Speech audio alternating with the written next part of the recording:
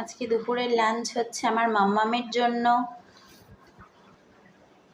এ দেখো মাম্মাম বসে আছে, খাবার মাখা হচ্ছে, অধীর আগ্রহে অপেক্ষা করছে কখন খাবে।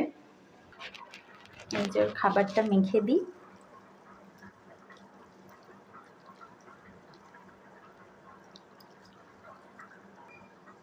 চলো, হয়ে গেছে মাখা, এবার দেব। মাম্মাম, এই যে মাম্মাম, খেয়ে নাও তাড়াতাড়ি, খেয়ে নাও। এ কি মুড মুড হচ্ছে হেভি ডেঞ্জার।